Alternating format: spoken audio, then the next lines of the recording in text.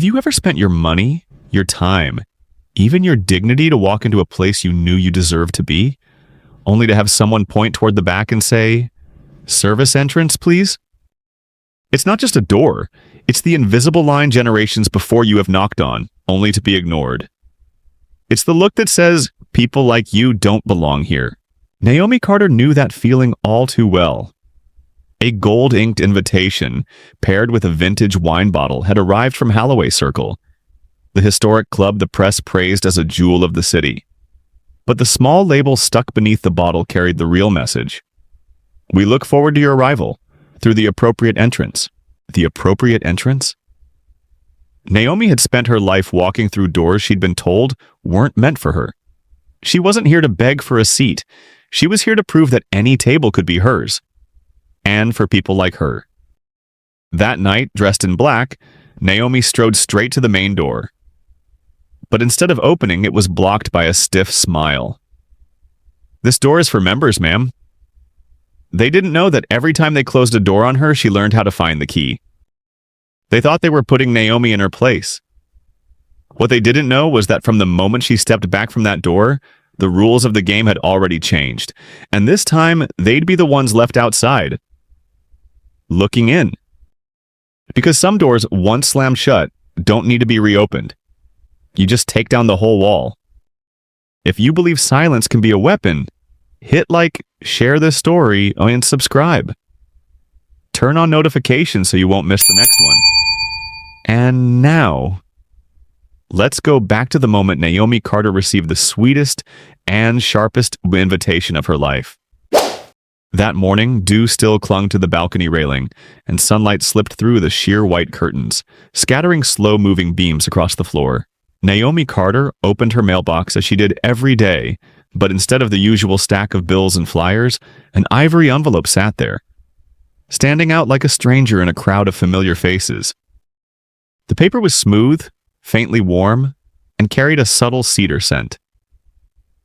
As Naomi picked it up, she noticed the carefully pressed wax seal, an intricate crest of a hawk with its wings spread wide, encircled by a ring. She didn't need to open it to know where it came from. Holloway Circle, at the social club the press called the historic heart of the city. But people like her had another name for it, one far less poetic, the white wall with no windows. Inside, the card was printed in fine italic script, inviting her to the annual fundraising gala. Date, time, location, all in gold ink, as if to prove that power and prestige could be framed neatly onto a single sheet of paper. At the bottom, in smaller type, dress code, black tie. It was a line as cold and precise as a ruler's edge, a reminder that you either fit their mold or you're cut out of the frame entirely. Naomi knew Holloway Circle's reputation. Stories from inside never made it to print. They were passed by word of mouth, laced with glamour and guarded by unspoken rules. A place where seats at the table were bought not just with money, but with generations of presence. And if your family had never sat there before, they'd make sure you understood. You were a guest, not the host. She turned the invitation over in her hands like one might examine an expensive but risky purchase.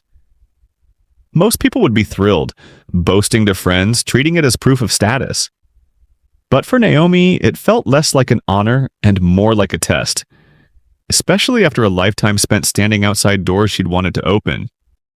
Naomi was not someone who chased chandeliers and champagne laughter.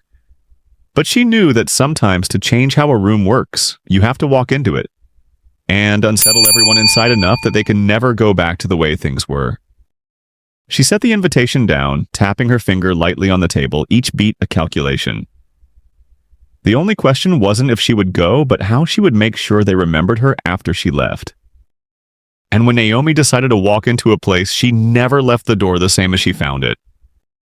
She reached for a small wooden box, its brass latch worn with age. When she opened it, the warm scent of aged oak mingled with the rich aroma of old wine.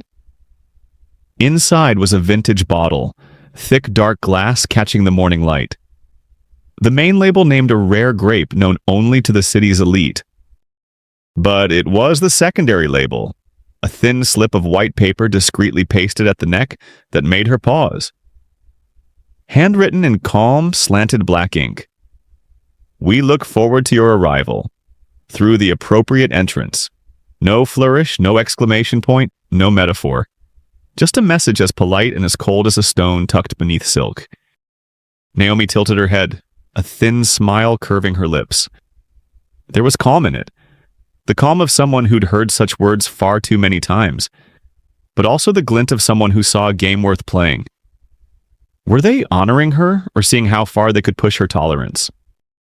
She turned the bottle in her hands, the light gliding over its glass like a mirror. For a moment, she remembered parties from her youth, always on the periphery, smiling, listening, fully aware she'd never be invited into the central circle. When invitations did come, they were always conditional. The door might open, but only along the path they had chosen for her. The note on today's bottle carried the same spirit. A gentle reminder that she was a guest, not the host. But Naomi hadn't come to sit quietly. She had come to see what would happen if a guest decided to rewrite the rules of the party. She placed the bottle back in its box with a decisive click of the latch. In her mind, she didn't picture herself easing timidly into the gala. She saw herself walking past the scrutinizing stairs, standing in the center of a brightly lit room, and forcing everyone there to rethink the very rules they clung to. In places like Holloway Circle, an invitation is never just an invitation. It's a test, a measure, a ticket that opens the door even as it locks it. Naomi knew that to truly pass, she couldn't just enter. She had to make sure that when she left, nothing in that room would remain the same. And this time, she was ready to turn the so-called appropriate entrance into the one path they'd never see coming. She set the wooden box on the shelf, letting the bottle lean slightly as if resting against a distant thought. Her eyes lingered on the invitation beside it. Morning light spilled through the curtains, hitting the gold ink, sharpening each italic stroke into something colder, harder. The appropriate entrance. Two simple words, carrying generations of meaning. The language of places like Holloway Circle whispered to those they didn't want to look in the eye. Not, you can't come in, but use the other way. The genteel vocabulary used to build the tallest walls. Naomi drew a deep breath. She was used to doors closing in her face, to eyes scanning her for proof of worthiness. But if anyone thought sending her the long way around would make her bow her head, they'd soon learn that a longer path doesn't mean a slower stride. In her early days building her career, Naomi had signed contracts in coffee shops because she wasn't invited into the boardroom. She'd stood in lobbies wearing a tailored suit while receptionists refused to believe she was the company's founder. And each time, she walked through anyway and then quietly, leaving changes behind that they didn't notice until it was too late. The note on this morning's wine bottle wasn't much different. Except this time, Naomi didn't just want to pass through the door. She wanted to see what she could do with the entire building. And if that building proved too small to hold her, maybe it didn't need to exist at all. She lifted the invitation, the texture of the paper against her fingertips like a silent signal for the first move in a long game. Naomi didn't picture arriving with a practiced smile to blend in. She pictured standing in the center of the lit ballroom, among people who had once thought she belonged only in the hallways. The question was no longer, how will they receive me? But what will they take home from this night? And Naomi knew it wouldn't just be the memory of a gala. She turned, her gaze calm but carrying new weight. This time she would go, not just to get in, but to see how long Holloway Circle's front door could stay open. The night of the gala, downtown glowed like a stage without a curtain. Luxury cars pulled up one after another to the gates of Holloway Circle, their engines purring like well-fed beasts. Naomi stepped out of a black sedan, no fanfare, no valet to open her door. The black silk gown hugged her frame, rippling with each step like a dark current concealing something deeper beneath. Ahead, the main entrance of Holloway Circle loomed. It wasn't just a door, it was an entire wall of inlaid glass, reflecting the chandelier that floated inside. That light didn't just pour into the lobby, it acted like a giant eye, scanning every face, every posture, deciding who deserved to pass through. Naomi walked straight on, the click of her heels against the marble crisp and steady. Not asking permission, but announcing her presence. No one said a word, yet she knew the eyes inside were measuring every stride. In places like this, the few meters from curb to door weren't just distance. They were an unspoken trial. The doorman, in a black suit, stood like a sentinel. As Naomi neared, he inclined his head, a gesture that seemed respectful but held a layer of appraisal. She recognized that look immediately. Not hostile, but trained to sort people on sight. Here, that look was an invisible lock. A cold draft spilled from the doorway as another group of guests entered. Naomi stopped just as the doorman raised his hand, not to open the door, but to bar it. In that split second, she caught the mingled scent of perfume and oak wood drifting from inside. Both an invitation and a reminder. You're still on the threshold. The words from the wine bottle's label returned, sharper than ever. The appropriate entrance. And she understood. To them, that meant the side alley, where the service door waited for those not on the silent list. But tonight, Naomi hadn't worn black silk to take the long way around. She wore it to see what happened when someone unsuitable walked straight to the door they kept shut. The only question now was, which would open first, the invisible lock or the storm about to arrive? She halted when a lobby attendant stepped forward, half a pace. A moving wall in her path. His smile was soft at the mouth but cooling in the eyes, the kind that was trained to preserve both manners and distance. This entrance is for members. His voice was light, polite enough not to offend, firm enough to be unmistakable. His hand gestured toward the side alley where the dim streetlight washed over a small gray-painted door, looking more like a delivery entrance than one for guests. No sign, no greeter. But Naomi understood instantly. This was the appropriate entrance. The door for those invited but not truly welcomed. For a brief moment, Naomi met his gaze. Not to challenge, but to let him see that she understood every layer of meaning in his words. The lobby's light behind him reflected in the glass, outlining two silhouettes. One upright inside, one stopped at the threshold. Naomi said nothing. She knew that any protest would only alert the ballroom that a guest is causing trouble at the door. And the last thing she wanted was for them to think she was pleading. She glanced at the alley. The night wind carried the scent of spilled wine and cigarette smoke. A busboy emerged, pushing a steel trash bin, not even noticing her. Naomi turned back and gave a slight nod, as though the directions had been genuinely helpful. But inside, she felt the quickened beat of a drum, the kind that signaled the opening of a performance. The attendant likely thought the matter settled, that she would circle to the alley, slip in through the side, vanish into the crowd behind the kitchen, and never disrupt their order again. But what neither he nor Holloway's circle knew was that Naomi hadn't chosen black silk tonight to walk through a service door. She'd chosen it to enter the one place they thought they had the power to lock. Because sometimes the only way to open an invisible door is to let them open it themselves, without realizing they've just invited in the wrong person. Naomi pivoted, her heels striking the marble in dry, deliberate beats, like the ticking of a countdown clock. Each step was unhurried but certain, as if she were measuring seconds before pressing a trigger. The side alley stretched ahead, damp, empty. The yellow streetlight spilled over gray brick, casting alternating bands of shadow and light, as though even the light was reluctant to enter. The service door stood still and cold, no one waiting to open it. Naomi moved forward, feeling the chill slip under her dress's hem. She wasn't thinking about being refused at the main entrance. She was imagining leaving, not through the narrow side, but through the very door that had just been barred, and more than that. People like the attendant believed they were just following rules.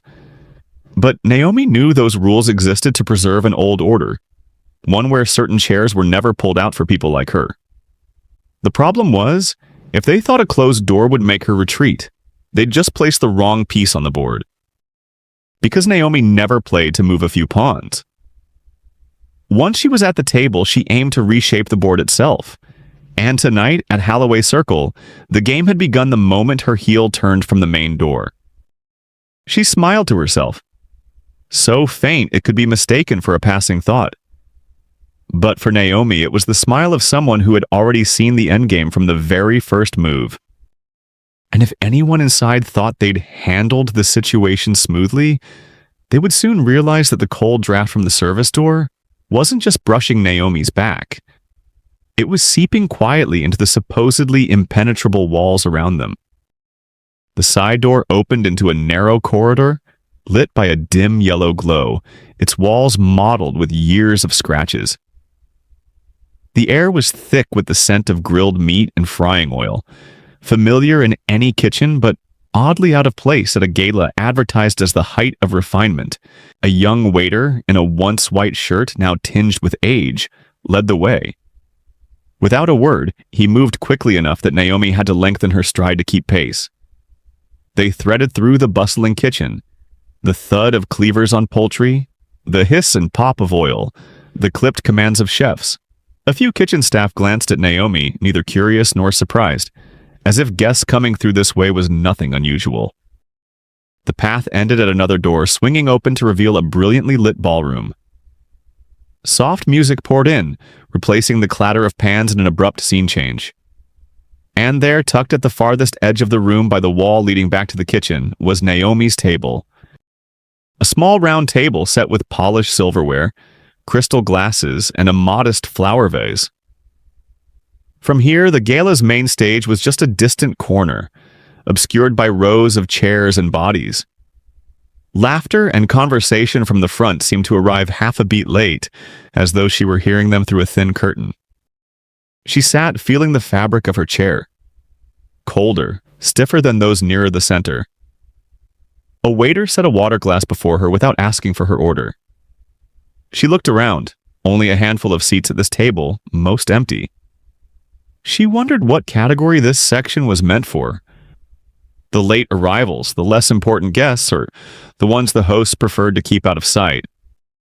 From here, she had a clear view of the kitchen door swinging open and shut, each time sending a wave of cooking smells swirling around her, reminding her exactly which way she'd been brought in. Naomi placed her hand on the table, fingers tapping in a slow rhythm. She wasn't angry. Anger was the reaction they wanted, the proof they could point to and say, "See? We were right." Instead, she chose stillness, watching, waiting for the moment they would hand her the chance to turn the table. Because at any event, the most memorable things rarely happened. Center stage, but in the shadows where no one thought to look. The murmur of conversation mingled with the piano's melody, forming a polished soundtrack. But Naomi had long learned how to pick out the sour notes. At a nearby table, 4 women in pearl-colored gowns sat in a half-circle, their bodies angled inward to form a wall of silk and diamonds. As a waiter refilled their champagne flutes, one of them, hair in a flawless blonde chignon, smile rehearsed in the mirror, turned to glance at Naomi. "How progressive of them to let her in," she said, her tone pitched so that it was only just loud enough to be heard, like a thin, cold needle sliding into Naomi's ear. The others chuckled softly, but without warmth. Their laughter was brittle, glass-like, the kind that, if it shattered, would leave shards sharper than the words themselves. Naomi lifted her red wine to her lips. The sip spread warmth down her throat, but her gaze stayed fixed on the stage. No reply, no turn of the head. Remarks like that were nothing new to her, no more surprising than an overused fairy tale told by someone who didn't realize how stale it had become. She thought of boardrooms where someone had said, "It's impressive you can speak like that," as if her competence were some rare anomaly. Or luncheons where compliments came wrapped around invisible boundaries. The packaging was always elegant, but inside the message was the same. "You don't belong here, but we'll allow it just for tonight." Naomi took another sip, letting her silence act like a mirror, forcing others to see themselves in it. And, as she predicted, the women soon shifted topics, unsettled by the absence of a reaction. An older man at another table cast a glance her way, murmured something to his companion. She knew the look. Curiosity tinged with doubt, trying to fit her into a story they'd already decided. She didn't need to hear the words. In places like this, the stories always began the same, and she knew they ended most unexpectedly when the storyteller was sure the ending was already written. She set her glass down, fingers still wrapped lightly around the stem, holding it as one might hold a secret. Sometimes she knew a long enough silence could make others impatient, and lead them to open the very door they thought they were guarding. The glass touched the table with a soft, deliberate sound, quiet but sharp enough to cut through her own thoughts. The piano played on, silver clinked against china, servers murmured apologies as they poured wine at nearby tables. But beneath it, Naomi sensed a different current. Overlapping glances, half-hidden exchanges, the slow shift of invisible boundaries. She leaned back slightly, her gaze sweeping the room like tracing a map. In the center, the evening's main players orbited one another, trading pleasantries like chess pieces, careful never to step beyond safe squares. Out here on the fringe, the scene was different. Fewer people, more space, but a vantage point into the unlit corners. Naomi knew from experience. The edges were where you heard what the center would never dare say. And here, the smallest details could unravel the grandest designs. She swirled her wine, watching the deep red roll like thick velvet in the golden light. A thought was taking shape. If they wanted her at the margins, then the margins were where she would begin rewriting the room's structure. A small group of servers passed by, footsteps in even rhythm. Naomi's eyes followed them, her smile faint. She was in no rush. The night was young, and the most confident guests were always the first to drop their guard. The knife still lay on the table, unused, untouched. But Naomi knew that when the time came, it wouldn't just sever a thread. It could slice open the curtain hiding everything no one wanted said. And when that happened, the laughter they'd used to cut at her tonight, they would hear it again. Only this time, it would be coming from her. The stage lights swept across the ballroom, finally settling on the man at the wooden podium. He was the chairman of Holloway Circle. Tuxedo tailored to perfection, black bow tie immaculate, posture carved straight as if from hardwood. The warm gold glow caught the silver in his hair, each strand lit like a crown. The room fell one beat quieter as he took the microphone. His voice rolled out smooth and low, calibrated to reach every table and row, carrying the gravity of a man accustomed to living under the lights. He began to read the sponsors list, each name pronounced with deliberate weight, drawn out just enough to make every syllable sound worth thousands. From her table by the kitchen, Naomi heard every word. Each name was met with applause, the clinking of glasses, and the occasional proud nod from the central tables. A few names she recognized.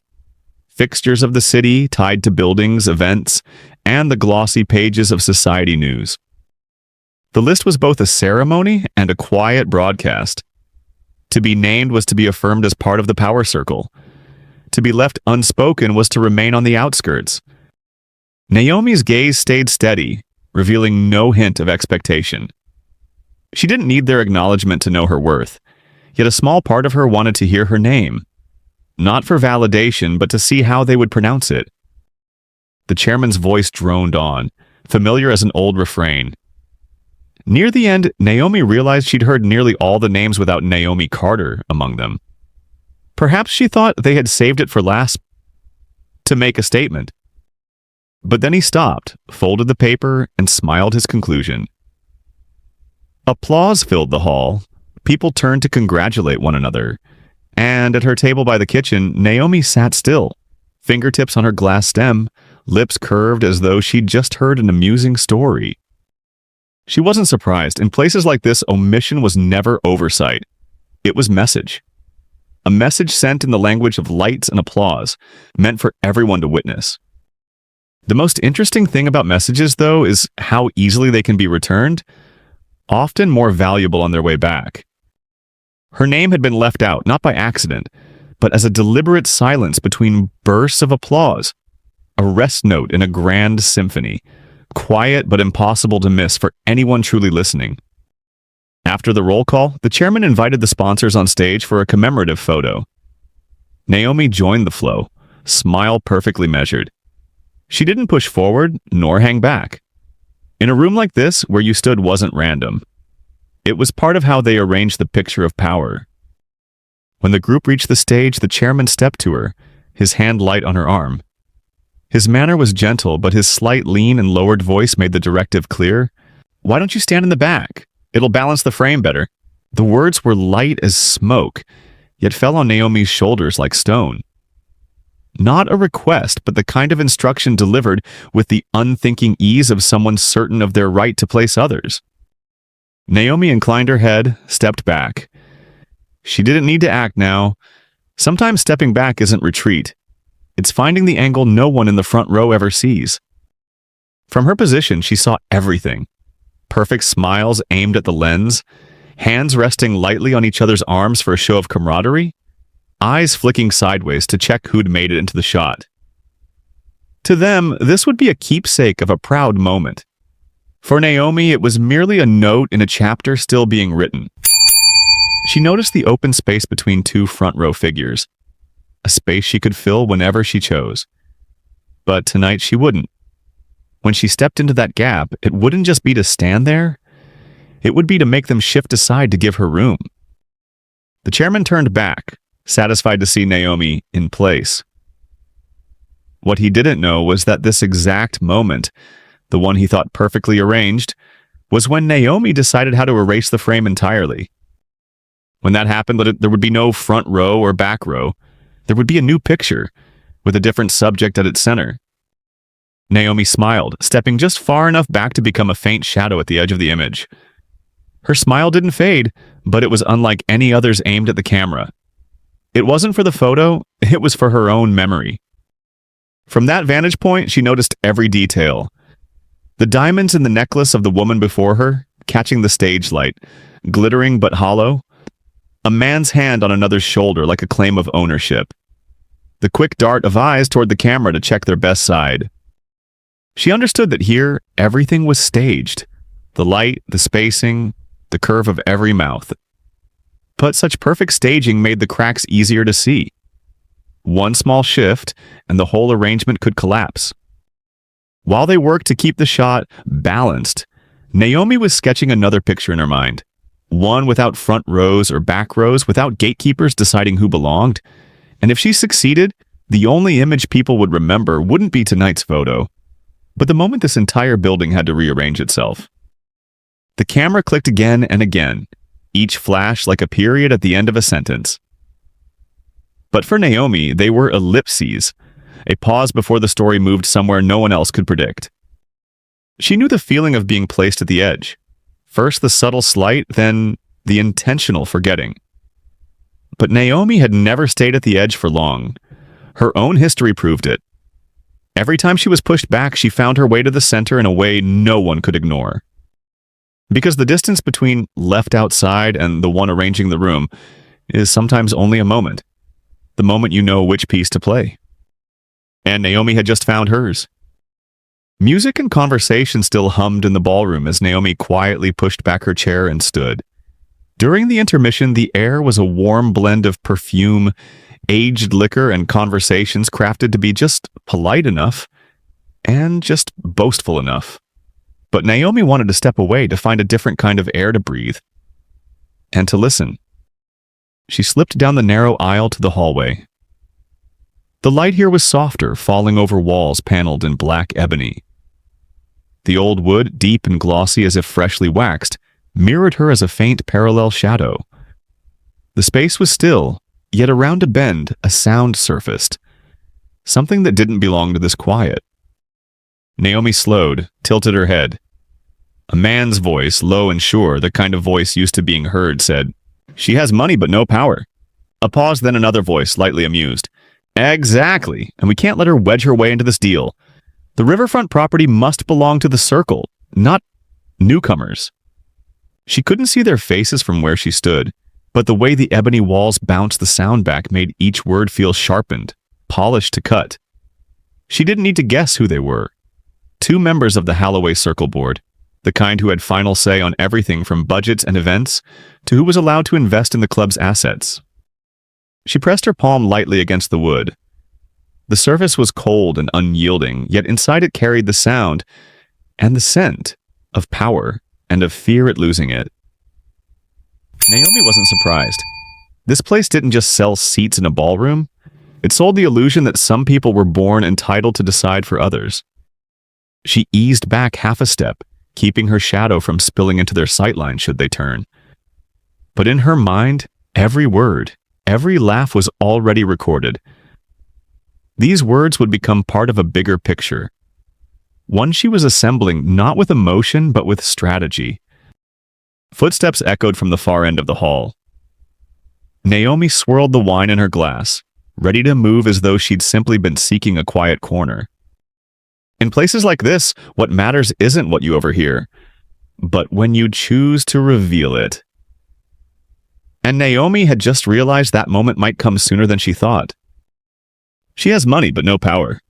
The line still hung in the air when the second man's chuckle sliced through it. Naomi hadn't moved when a figure in a white jacket appeared at the hall's end. A server, tray empty, but eyes fixed on her. He stopped, nodded politely, and handed her a neatly folded slip of paper. "Ma'am, it seems your earlier cocktail hasn't been settled." Naomi unfolded it. The drink listed was one she'd never heard of, at a price too high to be an ordinary mistake. "That was sent to table 8, wasn't it?" she asked, her tone even, almost casual. "Yes, table 8. She studied him longer than necessary." Table 8 was a group she'd never approached, seated clear across the ballroom. This was no coincidence. She folded the bill slowly, placed it back in his hand. "Charge it to my account, thank you."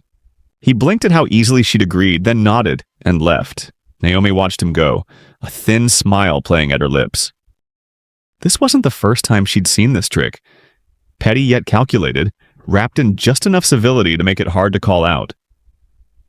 Too small to be a scandal, yet precise enough to send the message. We can embarrass you anytime we choose. If she reacted sharply, the story would quickly turn into the guest who made a scene over a minor bill. But paying it calmly was different. It made their move look trivial while she walked away with the whole story in her pocket. Naomi turned back toward the ballroom. But in her mind, the music had changed. She now heard the click of 2 new puzzle pieces, a sentence behind the ebony wall, and a bill that wasn't hers. Together, they traced a sharper outline of what was happening here. And Naomi knew, when the picture was complete, it wouldn't be their quiet little game anymore. It would be the loudest confession they'd ever been forced to make. She re-entered the auction room just as the auctioneer's gavel struck for the next lot. No one noticed her return. All eyes were fixed on the numbers climbing the board, the nods and quick lifts of paddles. The air was thick with restrained competition. Warm enough to feel, never enough to catch fire. When the riverfront property came up, the room dropped a beat. This was the prize the Halloway Circle Board had marked for themselves, and Naomi knew it. She slipped into a seat at the back. At the opening bid, several tables raised their paddles at once. The numbers rose steadily like a dance they'd rehearsed. Then, in the middle of it, an attendant appeared and handed Naomi an envelope, the unpaid cocktail bill tucked inside, with a smile that hinted the matter wasn't finished. Naomi opened it, glanced once more, and stood. She walked to the payment desk in the corner. Few noticed. Those who did returned quickly to the auction board.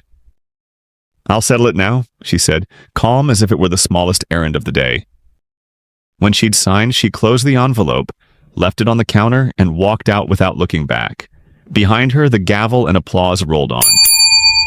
They would think she'd forfeited, that the bill had done its job, pulling her out of the room and away from the decisive moment. In their eyes, she'd just been taken off the board. But Naomi knew better. In chess, not every piece needs to move early.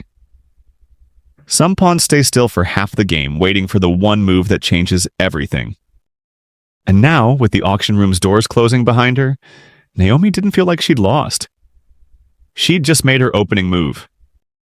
A move quiet enough to escape notice. And it was that very silence, and that would make her next move far more dangerous. 3 days after the gala, Naomi vanished from every photograph, every guest list, and every whispered anecdote within Holloway's circle. On social media, no one tagged her.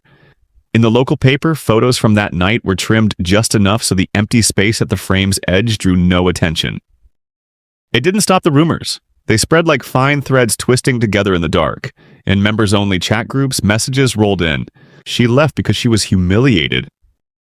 Maybe she couldn't keep up with the bidding. I heard that bill set her off. The theories flew fast, no confirmation needed. Just nods as if each had witnessed it themselves. For them, the story was over. An outsider wandered too far in, then got reminded, gently but firmly, of her proper place. Naomi knew the rhythm of circles like this. When someone disappears, the story writes itself, and it rarely favors the absent. Yet she offered no rebuttal, no post, no phone call, no explanation. Her silence only made the gap with her name on it more conspicuous. People began to wonder, what is she doing? And that question was worth far more than any answer she could give now. Because Naomi understood. At any table, attention shifts easily. A small incident will vanish if a news story comes along, but disappear entirely, and your absence becomes the story. Then you control how it returns. In the club's closed rooms, each whisper was a gentle tap on the chessboard. Naomi didn't tap back, but she was already arranging her pieces where none of them could see. If you choose to vanish, you make sure that when you return, no one dares presume they know your next move. While the club's group chats busied themselves stitching together her failure, Naomi sat in a small conference room more than 10 miles from downtown. No chandeliers, no crystal glasses, just a plain wooden table, an open laptop with a contract pulled up, and cups of coffee steaming in their mugs. Across from her sat a team of attorneys and 2 seasoned investors. People who knew that the biggest plays rarely happen under bright lights. Every document bore the name of a company few had heard of, an intermediary created solely for a single transaction. The target, Holloway Circle. Naomi listened as one lawyer outlined the process, acquiring small debts the club held, then securing a strategic plot of land adjacent to their grounds. Each step arranged like dominoes. One push and they'd all fall her way. She took notes not because she needed to remember, but to ensure that when the time came, every piece would be in its place, unshakable. One investor leaned back with a smile. The best part? They won't know until the final contract is signed, and by then, game over. Naomi returned a thin smile. The same one Holloway Circle had seen before. Fleeting, back when they thought they'd put her in her place. She pictured the front door, the table by the kitchen, the ebony paneled hall. Each detail once a small scratch, now fuel for this move. Being struck from lists, pushed to the back, handed a bill that wasn't hers at each one now, just a catalyst. Another lawyer asked, "Do you want to warn them first, to apply pressure?" She shook her head. "No, they're used to controlling the story. This time I want them to hear it from the one source they can't ignore. The contract itself. Outside, the city went on as usual. Inside Holloway Circle, parties still sparkled. Board meetings still opened with familiar greetings. No one knew every step they took was leading them closer to losing everything. And Naomi knew. When she returned, it wouldn't be like any appearance before. It would be like a card game thought to be finished, until the quiet player laid down the final ace. The last contract lay on the table. Heavy paper, crisp print, fresh red seal. The lawyer slid it toward Naomi, pen aligned beside it like a formal invitation. She took the pen, signed with steady strokes, unhurried, unhesitating. The sound of ink on paper was so soft it was almost nothing. But in her mind, it was the click of iron bolts unlocking. Not just one door, but an entire system of them. As the final loop of her signature closed, handshakes began around her. Congratulations, chairs scraping, coffee cups set down. Naomi didn't join the noise. She rose and stepped to the window. Outside, the city drifted through a windless afternoon. On the street below, no one knew that up here. A decision had just shifted the power structure of a place they'd thought untouchable. She looked at the pen in her hand, a tool no heavier than a letter, yet it had just dismantled a wall that had stood for decades. Some doors, Naomi thought, aren't worth knocking on or waiting for. Every knock only affirms the right of the one inside to decide if you're worthy. She didn't want that answer anymore. She chose to skip the door entirely this way and build her own entrance. From the street, Holloway Circle still stood, its weathered facade glowing faintly in the dusk.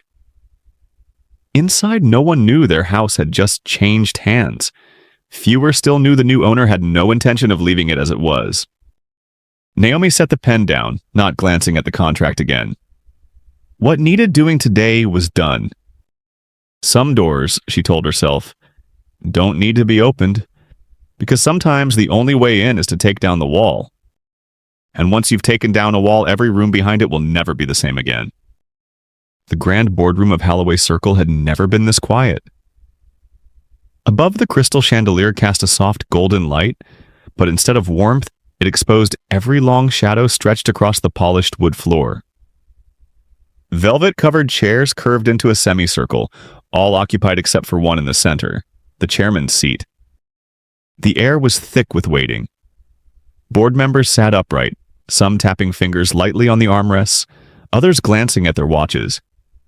The faint murmur of conversation was audible but not clear enough to make out words. On the table, a packet labeled "Emergency Meeting." Ownership and restructuring sat before each person, a silent reminder that tonight was no social gathering. The double doors remained shut. The doorman stood by, eyes lowered, hands clasped. From down the hall came the sound of footsteps. Slow, measured, each one echoing louder than usual, as if testing the patience of those inside. One long-serving member leaned toward another, whispering, "They say she's coming." The other replied with a faint, skeptical huff. The chairman's seat, though empty, felt anything but anonymous. A question mark suspended in the room. Everyone knew it was never vacant for long.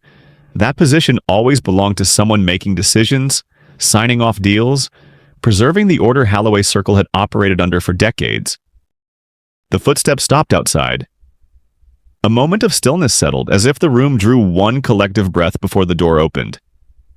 Instead of hinges creaking, they heard the slow, deliberate turn of the handle. A quiet chuckle escaped someone in the room. Half nerves, half derision. They didn't yet know that this moment was not just about greeting whoever walked in, but about witnessing the last time those doors would open in a way they could predict. The doors swung wide. Light from the hallway spilled in, followed by the steady click of high heels on wood. Naomi appeared, unhurried, but with each step measured to the boardroom's floorboards. A tailored black suit framed her figure, a crisp white shirt beneath, not a wrinkle in sight. Gone was the soft glamour of a gala guest. In its place stood someone who had come to run the room. Every gaze locked on her. Some eyes widened, others masked themselves in neutrality, but all sharpened with caution. The doorman bowed slightly lower than usual, acknowledging that tonight he no longer had the authority to block her path. Naomi paused at the threshold just long enough to tighten the tension, then moved to the empty seat at the table's center. She didn't sit immediately. Her fingers brushed the chair's back, testing its steadiness. Light from the chandelier danced across the table, framing her silhouette beside the seat of power. "Someone once asked me," Naomi began, her voice low and clear, "what I wanted when I first came to Holloway Circle. Back then, I thought I wanted to be a member." She stopped. The ticking of the clock in the corner filled the silence, each second distinct. "But now?" Her tone dropped half a step but carried to every ear in the room. "I decide who stays." A ripple of whispers slid across the table. Faces stiffened, chairs shifted. A man to her left raised an eyebrow, ready to counter, but Naomi's eyes halted his words before they began. She drew out the chair and sat, the motion decisive. The scrape of its legs against the floor sounded like the final period on an old chapter. "We have work to do," she said, hand resting on the packet before her. "And I don't intend to waste anyone's time." But everyone knew. From now on, the time in this room would no longer belong to them. Silence settled so heavily that even the hum of the air conditioner was audible. All eyes fell on one spot, the ownership transfer document in front of Naomi. Thick cover, sharp-edged pages, the bold title reading like a verdict already reached. No one spoke. Arms crossed, fingers drummed. But they all understood. Willing or not, this moment would etch itself into Holloway Circle's history. Naomi uncapped her pen slowly, deliberately, letting the seconds stretch until they felt weighted. The nib touched paper, leaving the first black stroke. Thin and sharp, like a line dividing old from new. The pen glided on, each curve confident, unhesitating. In more than one mind, the sound was the turn of a lock, an old one snapping shut, and a new door swinging open, though not everyone would have a key. When the final stroke closed, Naomi set the pen down, her hand resting on the document as though sealing it once more with her presence. No applause, no congratulations. None needed. The chandelier's golden light fell full on the paper, making it shine brighter than the rest of the table. Naomi looked across the seats, meeting a few eyes that no longer hid their unease. In that moment, she said nothing, because sometimes silence is the loudest declaration. She closed the folder. The clap of its covers echoed clean, like a door shutting behind someone too slow to turn around. From this day, every meeting in Holloway Circle would open under a new gaze. The gaze of the woman once sent to the back door, now seated dead center, holding the keys to every other door that remained. A week after the boardroom meeting, the street where Holloway Circle stood looked different. The sky was a soft gray, thick clouds holding the light to just enough that everything resembled an old photograph. And right in the center of its towering, old-world facade, a black-on-white sign hung perfectly straight, closed permanently. The letters were plain, unadorned. But in this setting, they carried the weight of a verdict.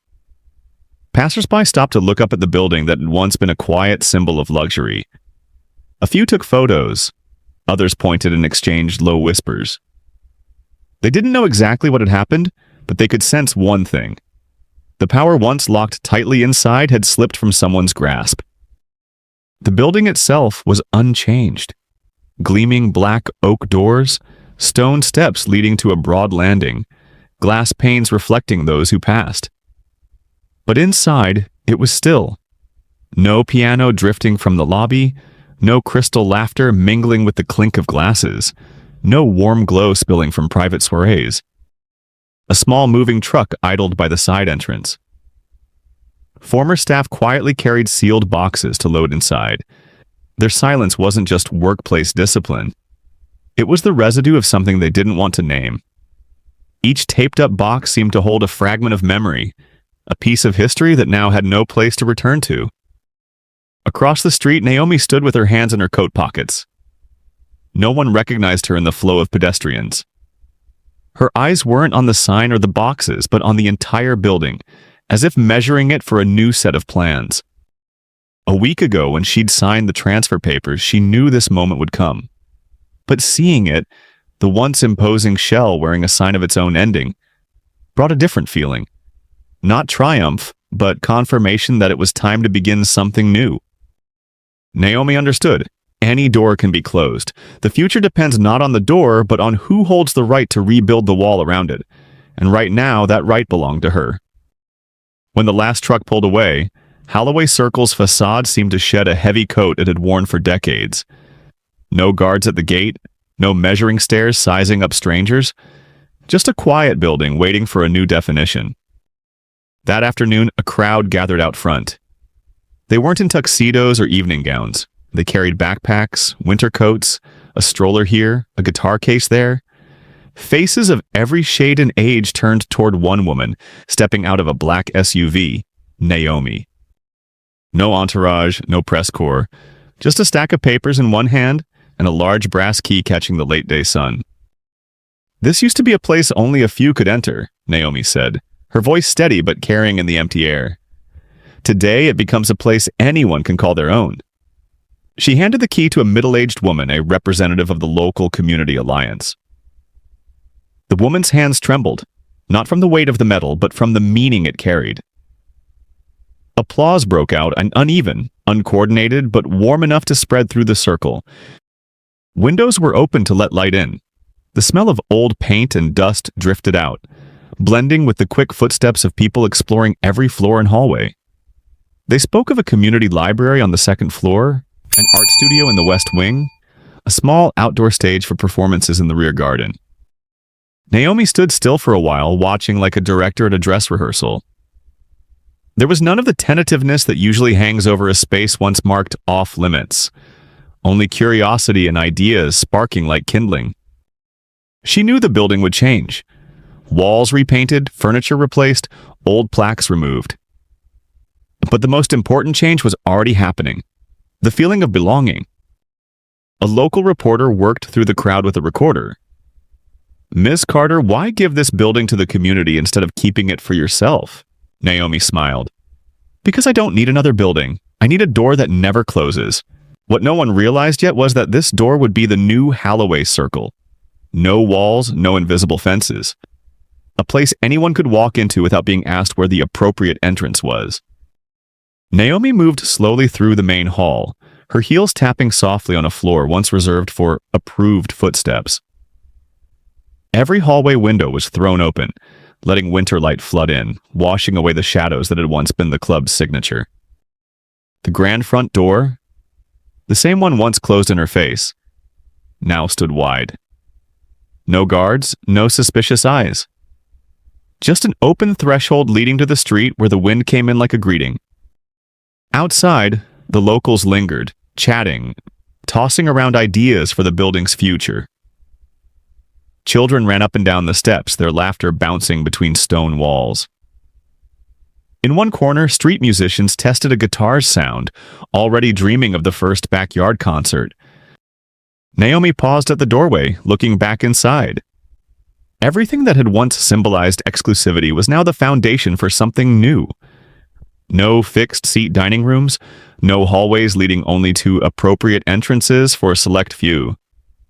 Just a space for anyone to pass through, to sit down, and to leave their own mark. She descended the steps. No hand rose to stop her. No voice told her to go around.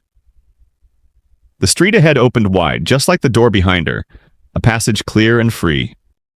In that moment, Naomi felt she wasn't just walking away from a building, but stepping out of an entire chapter of history that had kept too many on the margins. More importantly, she'd left the key inside, for other hands, other stories. The wind caught the edge of her coat, urging her forward. She smiled, and not for victory, but for the peace that comes from knowing she had just opened a door that would never shut again. This time, she hadn't just opened a door. She had opened an era. If this story touched your heart, make sure to like, share, and subscribe. Every click helps us bring more powerful stories of empathy, justice, and silent strength to life. Your support is what fuels this journey. Let's keep standing together and rising higher, one story at a time. Stay safe and inspired.